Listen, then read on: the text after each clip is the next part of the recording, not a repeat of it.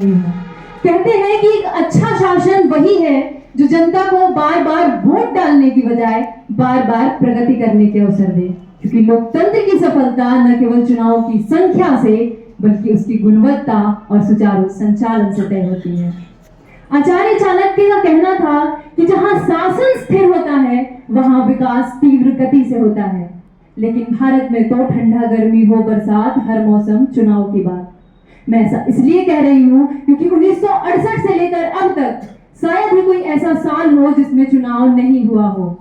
भारत में हर साल किसी न किसी राज्य में विधानसभा चुनाव होते रहते हैं, आचार संहिता लगता रहता है, जिसके कारण केंद्र सरकार और राज्य सरकारें बड़े फैसले लेने में असमर्थ रहती हैं। आपको बता दें कि भारत में जीएसटी को लागू होने में पूरे 17 साल लग गए।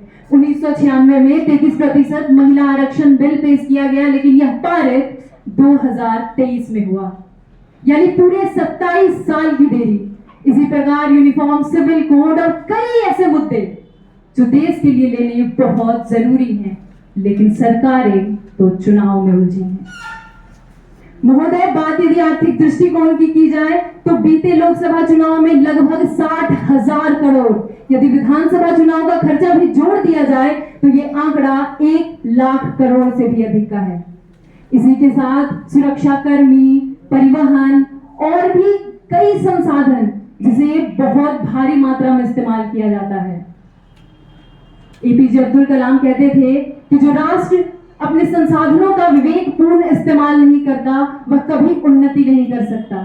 तो क्यों ना भारत भी जर्मनी, इंडोनेशिया, दक्षिण अफ्रीका की तरह एक राष्ट्र एक चुनाव की नीति को अपनाए और अपने संसाधन को भी बचाए।